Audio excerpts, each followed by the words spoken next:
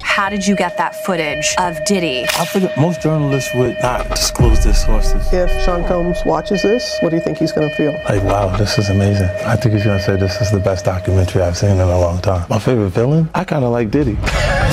There are no misconceptions about me.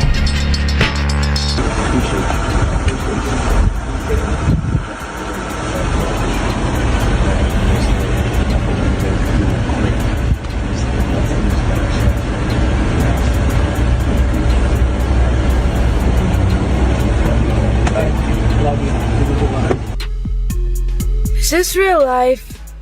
I feel crazy. The world is spinning around me.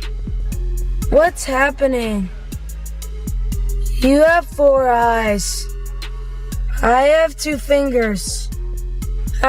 For years, the warning signs were treated like background noise. Uncomfortable moments laughed off, troubling clips reduced to memes, and serious questions quietly pushed aside. Now, with 50 Cent reopening the conversation through his documentary, the timeline is being re-examined, and the whispers that once faded into silence are stepping back into the spotlight. At the center is Diddy, a dominant force who helped shape careers, and Justin Bieber, a young star drawn into that powerful circle long before he fully understood it. This isn't about social media hype or recycled rumors. It's about influence, quiet compliance, and how truth can remain hidden for years when too many powerful interests benefit from keeping it that way. Yeah, so as soon as you turn 16, you know what I'm saying, I'm gonna let you rock this every time you come to LA. Yeah, this gonna be yours. So every time you come to LA, it's a little dusty, but you know, go get the front shot of this. Man. Turn that out. Minute. Woo. Okay. Okay. All right, so I'm gonna be driving this next year. Yeah, when you get 16, you come down there, you gotta, you know, wear your seat. I mean, I'm 15. You could ride in the passenger seat. I got my permit. Not yet. No. All right, 16. You're not ready. Let's slow down. Let's slow down, Justin. Okay. Let's slow down. Okay. One step at a time. But yeah, the keys is yours when you get 16. You good to go. I'm good to go. Yeah. All right. Then when you get 18, you get the house. You get the mansion. Okay. I get the mansion. Yeah. So where are we off to now? Where would you like to go? I mean, wherever you want to go. Where are we going? So check this out, yo. Justin, you ever seen the movie 48 Hours? Right now, he's having 48 hours with Diddy, him and his boy. They're having the times of their lives, like you know, where we hanging out and what we doing. We can't really disclose, but it's definitely a 15-year-old's dream. You know, I have been given custody of him. You know, he signed to Usher. I'm signed to Usher. I had legal guardianship of Usher when you know he did his first album. I did Usher's first album. I don't have legal guardianship of him, but for the next 48 hours, he's with me. So and we gonna go full crazy. I'm going crazy. Crazy. I'm taking this out tonight. What you wanna do? What you wanna do over the next 48 hours? 48 hours. Let's go. Let's just go get some girls. Let's go hang out with some girls. A man after my heart. That's what I'm talking about,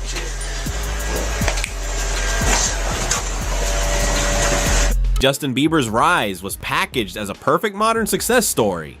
But behind the bright lights was a far more complicated truth. A young performer navigating powerful adult environments with little visible safeguarding. Old footage and interviews show him placed in rooms where status, access, and influence seem to carry more weight than age-appropriate boundaries. For years, those clips lived in plain sight, dismissed as typical celebrity culture instead of being questioned as a pattern of exposure. This isn't about a single moment, it's about normalization. Or about an industry trained to stay silent. When youth becomes currency for opportunity, the real issue isn't fame, it's accountability and who ultimately answers for the cost. You got people in the industry that's been saying for years, this man is having sex with underage.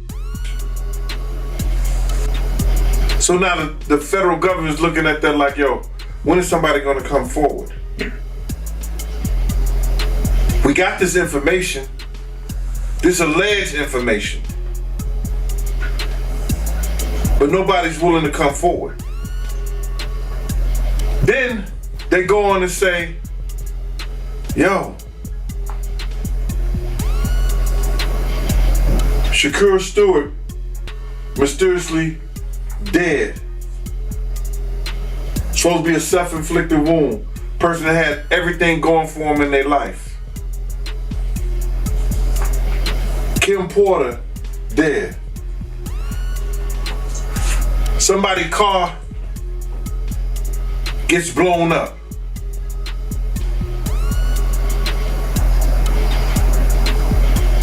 This guy is walking around threatening other actors, people. Somebody got to get involved in it. If it ain't the state, let it be the feds. Somebody got to stop him. He lucky that God given him the opportunity to be stopped while he's alive, then have to go to hell and face that shit. He got a chance to repent now, change his life. You mentioned minors, you know, and a lot of people have been trying to drag Justin Bieber into this situation because there's a lot of like suspect looking videos with Diddy and Bieber in it, and you know, they're making. For years, 50 Cent positioned himself as an outsider to Sean Diddy Combs' inner circle, close enough to sense the climate, but unwilling to step inside it. Yet his comments were routinely dismissed as nothing more than rivalry. Now, as legal scrutiny intensifies and public opinion recalibrates, those same remarks return with sharper focus and heavier significance. This doesn't validate every claim, but it reshapes the narrative, proving that cautions can surface long before formal acknowledgement ever arrives. The uncomfortable truth is simple. Warnings are easiest to ignore when they come from someone people would rather silence. And that raises a harder question. How many red flags are overlooked not because they lack merit, but because the voice delivering them disrupt influence extended well beyond the studio, determining who stepped into rooms where careers could accelerate overnight or stall without explanation. Justin Bieber's proximity to that circle reflected a larger industry pattern, where advancement often flowed through powerful gatekeepers and private networks rather than transparent, accountable pathways. You know, Diddy bought his son a Bentley. Maybe, you know, he could buy you one also. Got me a Lamborghini. And yeah. Oh, well, that's nice. I haven't gotten it yet, though. Yeah, I know. Yeah, I know. When is that coming, that Lamborghini? We talked about this last time. He had the Lamborghini for a day or two, and he had access to the house, and he knows better than to be talking about the things that he does with Big Brother Puff on national television. Well, apparently not. Something, everything. I believe the guy in the tape is white. If he's bigger than Diddy, and he's not none of the names that I said, probably so. But then they say he was young too. Yeah, they say he was young. Let me get his name right. I hope it ain't the Bieber. I hope it's not the Bieber. That's a good one. It might be him. But if they saying that the guy is young and he's an A-lister, I can't think of that many black people, man. Right, not at all. And somebody that's more powerful, more of a celebrity than Diddy. You understand what I'm saying? If they were saying somebody that was more celebrity than Diddy, he was an A-lister, he was younger, you know what I'm saying? And if he's not black, it would have to be the Bieber. That's his name, Bieber? They said I got that wrong too. Justin Bieber, allegedly. I don't know, bro. Right. But when you heard the news that Diddy, he had a tape with another man, did that catch you by surprise or no? Well, all this shit is by surprise to me. A lot of this shit is by surprise to me, to be totally honest, man. Because I knew Puff, I knew Puff Daddy, The deeper issue isn't confined to what may have happened out of sight. It's about why accountability collapses in systems where success hinges on proximity to power. When advancement is driven by access, lines fade and caution starts to look like weakness instead of protection. In that environment, the real fault line is authority itself. Who truly has the freedom to say no, and who pays the price when they do. Knew Diddy before he was Love and Brother Love and back to Diddy. So, no, but the diddler, he's the diddler now. A lot of it's surprising, but it's not unheard of. Because you hear of all kinds of shit, and whether it registered with you or you internalize it or something like that, that's a whole nother story. But a lot of this stuff is crazy. But this is the world that we live in now, man. That these individuals thinks is all right. Bruh, when does it comes all right to be sitting there eating food off a naked woman? When did we start doing what they do? Let's keep it a buck. When did we start doing what they do? These guys is popping pills. They got Jay-Z dancing with a chick that's into... Long before Justin Bieber became a global phenomenon, Usher acknowledged stepping into Diddy's circle as a teenager and later admitted that the environment exposed him to pressures well beyond his years. That history matters, not as rumor, but as precedent. When similar dynamics surface across generations, coincidence weakens and a pattern begins to take shape, with influence and trust handed down without real reform. If discomfort was identified once before, the pressing question becomes unavoidable. Why did the structure remain intact when the next young star walked into the same corridor of power? Make you change your mind. Look at Lil Nas X. He fizzled out fast too. So would you say someone like Justin Bieber's a victim? I just seen he is reportedly selling his whole catalog because he's broke. Yeah. Yeah. And once he finishes getting that money, I don't understand why he's broke. He didn't have to be broke. Usher just wouldn't stop robbing him. Damn. I mean, Usher couldn't keep his hands out of his pocket. It's funny.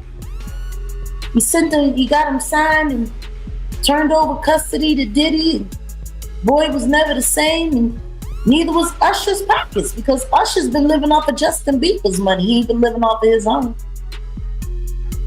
Because the truth is, Usher don't really make that kind of money. And I'm really just kind of sick and tired of Usher reigning. Yeah, I'm really kind of disgusted with Usher reigning, who does Greek wrestling nude with men over Frosted Flakes, allegedly. Like, I'm sick and tired of this guy who everyone knows got the Diddy bumps, who's been sued for passing them on and lost, is still sitting there disgracing women in front of their men who bought the tickets to, like that whole scheme. He's causing a lot of divorce courts. Yeah, but why? He don't even want them. He don't want them women. He's literally doing it just to destroy relationships. As scrutiny around Diddy intensified, many once-aligned voices faded into careful silence, while 50 Cent amplified his stance, exposing an unspoken industry equation. Speaking up can fracture alliances, staying quiet preserves them, until loyalty and self-interest blur beyond recognition.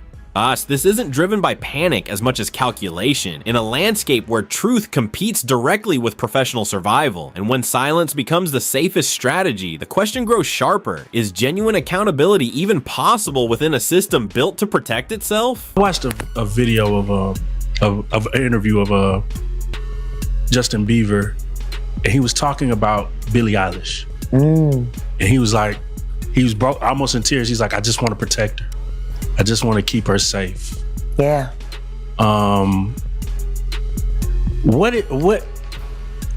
do you think he went through? Because he knows what's been happening to Billy. Just like everybody knew what was happening to Millie Bobby Brown girl with Drake. These people are monsters. Real life.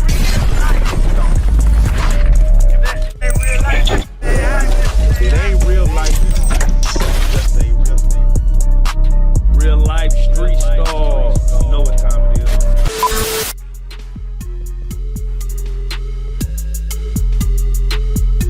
Jermaine Dupri said something interesting. He said the reason that R&B isn't as powerful as it is anymore is because children are going to church. Yeah. What is it about the transfer from the spiritual to the secular do you believe that's what made R&B so powerful? Understand this. Rhythm and blues was a combination of gospel and soul music. Because soul music has always been around in one form or another. It's just evolved throughout the years. When you got gospel, rhythm and blues, that's what put that together. That's why they made such a big stink about the Ray Charles incorporating gospel sounds into secular music. Because they wanted people to separate the two. This is demon, this is good. The truth is none of that's real. Right. There is no bad, there is no good. There is what is and there is what is not. And that's sad. But when you take the spirit that comes from that. Justin Bieber has never publicly accused Diddy of criminal conduct, yet his candid reflections on anxiety, instability, and emotional exhaustion add serious weight to a far more layered narrative. He has spoken about being launched into extreme pressure at a young age, surrounded by adults with competing interests, and managing global success without the guidance or tools needed to protect his well-being. That history doesn't deliver neat answers, but it dismantles simplistic takes, exposing the personal toll of maturing too quickly inside a system where safeguarding was never the primary focus. Fight against Diddy to the grand jury and had to give up 8 videotapes to the feds that contained celebrities in these freak-offs with Diddy, is now listing some of the names that he saw on these tapes. And this man said that he got these tapes from a very close friend of Kim Porter's, and these were Kim Porter's tapes that she was going to use against Diddy. And some of the names that he says are some that we have heard rumored over the years. He said he saw Justin Bieber on this tape and he appeared to be underage during this time. He also saw Usher on these tapes and Usher definitely appeared to be underage. And this one gave me the chills because we've heard that Usher is the one that sent Justin Bieber to Diddy. Courtney Burgess sat down with the Too Strong channel here on YouTube and started naming some of the celebrities that he saw on these tapes. Were kids involved in these parties that you can verify from looking at the tapes? If Justin Bieber was older than he's supposed to have been, yes. If Usher was older, well, Usher was definitely young. Okay. You understand? They showed the part with his, the blood was all in his bed. You understand? It looked like they came home from a event, a party or something. Went on to explain how Danny Boy was also in one of these videos with Mary J. Blige and Diddy together. And Danny Boy admitted when he was 15 that Mary J. Blige flew him out to New York and he slept with her while he was underage. The issue here isn't about delivering a legal verdict, it's about understanding human impact. Harm doesn't always arrive with headlines or direct claims. Sometimes it surfaces years later as instability, quiet strain, or pain that never had the space to be named. When pressure and exposure are embedded into the structure itself, damage can accumulate without one dramatic event to point at, and that forces a harder reflection. If the root is systemic rather than singular, fine, why do we demand one clear accusation before acknowledging that something inside the system failed? Jay, Danny Boy, okay. You know what Danny Boy is? I heard that before. I don't, you know, I've been so far away from hip hop, I forgot, but I have heard that name, Danny Boy. Danny Boy back then, he looked like he was about 16. They both was about. He also claimed that Jaden Smith, Will Smith's son, were in these videos, and he also said that there was photographs and videos of Diddy eating off of young girls. Pictures or images of any of this stuff? Yeah, I got Justin Bieber, Will Smith's son, whatever his name is. Other females on the table, they was young. He was eating off them. A lot of entertainments in there. I got calls from certain of them wanting to get the tape out of my hand. And I said, I don't know what you're talking about. And I have said that if this man testified to the grand jury, the feds had to have some reason to bring him in to actually testify against Diddy.